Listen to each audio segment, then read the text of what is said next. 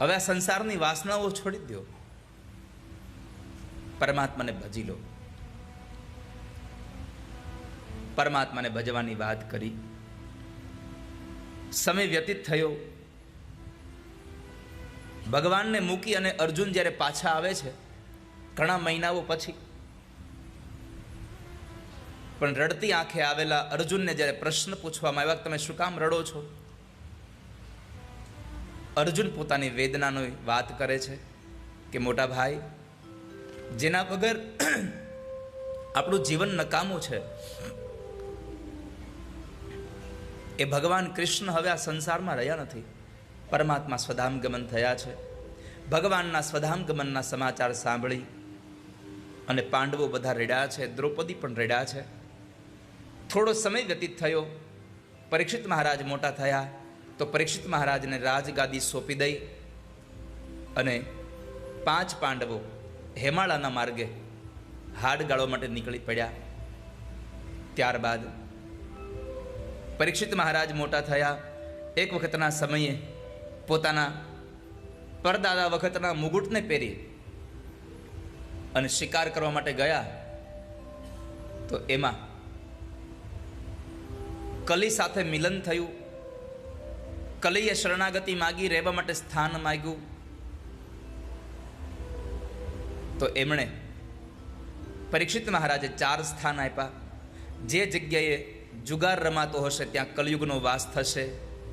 જે જગ્યાએ ન ખાવા પીવાના પદાર્થો, જ્યાં નશો કરાતો હશે ત્યાં કળયુગ હશે. જે જગ્યાએ હિંસા થતી હશે ત્યાં કળયુગ હશે. અને જ્યાં વ્યભિચાર થતો હશે ત્યાં કળયુગ હશે. આ 4 સ્થાન કલીને આપ્યા. કલીએ ફરી પાછી યાચના કરી. પુનશ્ચ યાચમાનાય જાત રૂપ મદાત પ્રભુ. ભગવાન મહારાજ, મને એક સ્થાન સારું આપો. આ 4 સ્થાનમાં મારો પરિવાર નહીં સમાય. અને એ સમયે એક સ્થાન આપ્યું કે જાઓ, અનિતિનું જે સુવર્ણ છે, અનિતિનું જે ધન છે, એમાં તમારો વાસ થાય. આ વાત કરી તો એ જ સમયે કલી ઊભો થયો અને માથામાં પડેલા એ મુગુટમાં બેસી ગયો. કારણ એ મુગુટ હતો એ અનિતિનો હતો. જરાસંધનો મુગુટ હતો. જરાસંધે જેટલી સંપત્તિ ભેગી કરી એ બધી જ અનિતિની હતી. અને એટલા માટે એમાં કલી બેઠો તો મતિ બદલી ગઈ. જે રાજા પરીક્ષિત એટલો જ્ઞાની, એટલો વિવેકી હતો, સત્કાર કરવા વાળો હતો, એ જ માણસ બુદ્ધિ બગડી ગઈ. શમીક ઋષિના આશ્રમમાં ગયો અને શમીક ઋષિનું અપમાન કર્યું. એના ગળામાં હાર પહેરાવાના બદલે મરેલો સર્પ નાખ્યો. અને એ કૃત્યને લઈ અને શમીકના પુત્ર શૃંગીએ શ્રાપ આપ્યો કે મારા ગુરુદેવના ગળામાં જેણે મરેલો સાપ નાખ્યો એને આજથી 7મે દિવસે જીવતો તક્ષક નાગ દંખ દેશે અને મૃત્યુ થશે. એક માથા ઉપર સોનાનો મુગુટ અને એમાં કલી પ્રવેશ થયો. આ કથા આપણને ઉપદેશ કરે છે વાલા વૈષ્ણવો કે અનિતિનું ધન ઘરમાં આવશે તો એમાં કળયુગ આવશે, અને કલી આવશે તો તમારા જીવનમાં પરિસ્થિતિઓ ખરાબ આવશે. માટે પરમાત્માને પ્રાર્થના કરજો કે હે ઠાકોરજી, નીતિનું ધન ભલે ઓછું આપો પણ અનિતિનો 1 રૂપિયો અમારા ઘરમાં લઈ આવવાનો ક્યારેય પણ વિચાર સુદ્ધા પણ અમને દેશો નહીં. ક્યારેય અમે ક્યારેય અનિતિનો રૂપિયો ન લઈ આવે ઘરમાં.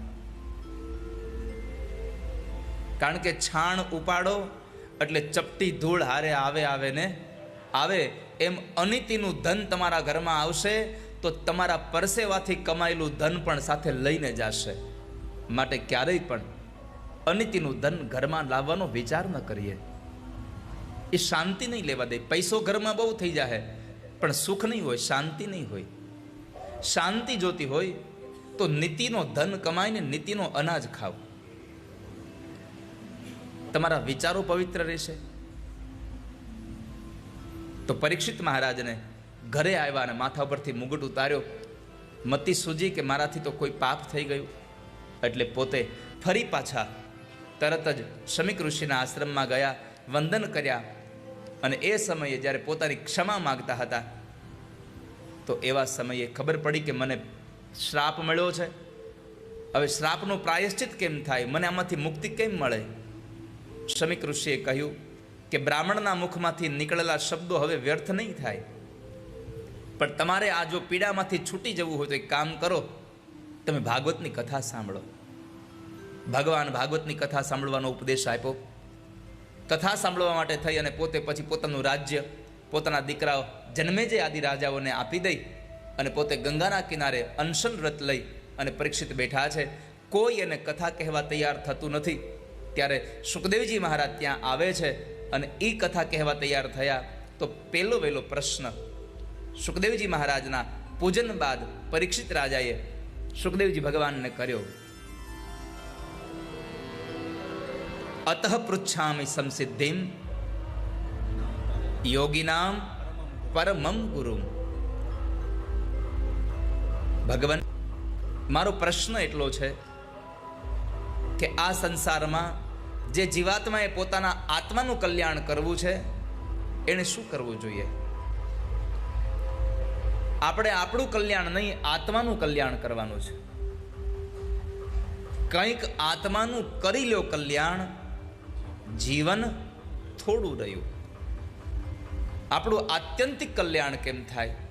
એવો પ્રશ્ન જ્યારે પરીક્ષિત રાજાએ પૂછ્યો તો સુખદેવજી મહારાજ બહુ રાજી થયા. કેમ? તો કહે છે, તારો પ્રશ્ન એટલા માટે શ્રેષ્ઠ છે કે તારો પ્રશ્ન એક તારા માટે નથી, આખી દુનિયાના જીવાત્માઓ માટે છે કે જેને પોતાના આત્માનું કલ્યાણ કરવું હોય અને શું કરવું જોઈએ.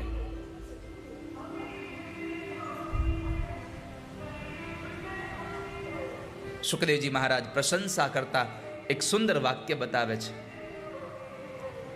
એતાવાન સાંખ્ય યોગાભ્યામ સ્વધર્મ પરિનિષ્ઠયા જન્મ લાભ પરઃ પુંસામ અંતે નારાયણ સ્મૃતિ.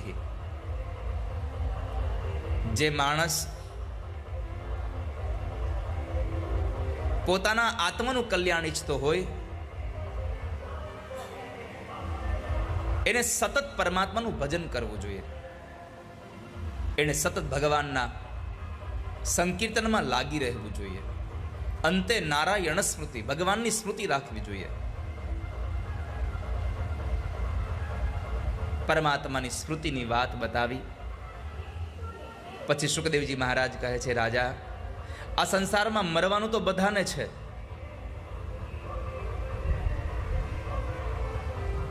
આ દુનિયામાં મરે તો બધા છે, એક દિવસ આજ નહીં તો કાલે, પણ દુનિયામાં આપણું મરણ સુધરે એવું જીવન જીવવું જોઈએ. કેમ કરીને આપણું જીવન, આપણું મૃત્યુ બદલી જાય, આપણું મૃત્યુ સુધરી જાય એવું જીવન જીવીએ.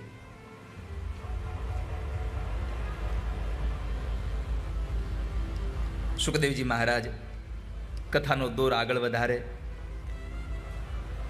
કથાનો પ્રારંભ કરે. પોતાના દીક્ષા ગુરુ એવા રાધાજીને વંદન કર્યા છે. મુક્તિની વાત બતાવી કે રાજા, બે પ્રકારે મુક્તિ મળે, સદ્યો મુક્તિ અને ક્રમ મુક્તિ. મનુષ્ય અવતારમાં ભગવાનનું એટલું ભજન કરી લો કે સીધી જ મુક્તિ મળી જાય. અને જો ભગવાનનું ભજન નહીં કરો તો સ્ટેશન લેતા લેતા જવું પડશે. આજ માણસ બન્યા, કાલ પશુ બનશું, પછી પક્ષી બનીશું, પછી કીડા મકોડા, આ બધું થતાં થતાં છેક ભગવાન સાથે પહોંચીશું. એના કરતાં અત્યારે ભગવાને આટલો સરસ અવતાર આપ્યો છે, આ અવતારમાં આપણે પરમાત્માને એવા ભજી લઈએ કે આ અવતાર પૂરો થાય પછી યદ્ગત્વા ન નિવર્તન્તે તદ્ધામ પરમમ મમ, સીધો જ ભગવાનનું ધામ પ્રાપ્ત થઈ જાય, ઈશ્વરનું ધામ મળી જાય આપણને. તો પરમાત્માના ધામ સુધી પહોંચવું હોય તો અંતે નારાયણ સ્મૃતિ, ભગવાનની સ્મૃતિ રાખજો વાલા વૈષ્ણવો. કથામાં આનંદ થયો. ભગવાન સુખદેવજી મહારાજ ચતુશ્લોકી ભાગવતની વાત બતાવે છે કે રાજા, આ ભાગવત મૂળ તો 4 શ્લોક જ હતું. પ્રભુની આજ્ઞાથી આ સૃષ્ટિનું સર્જન થયું, પણ 4 શ્લોક જ હતા ભાગવતના. પછી વ્યાસ ભગવાને એના 18,000 શ્લોકો કર્યા છે. મૂળ 4 શ્લોકોનું ભાગવત કે જેમાં પરમાત્માએ પોતાના ઐશ્વર્યના બધા જ આપણને વાતો બતાવી દીધી. 4 શ્લોકોમાં ભગવાન પોતાના સ્વરૂપનો પરિચય કરાવે. પ્રથમ શ્લોકમાં અહમેવાસમેવાગ્રે નાન્યદ્યત સદસત્પરમ પશ્ચાદહં યદેતચ્ચ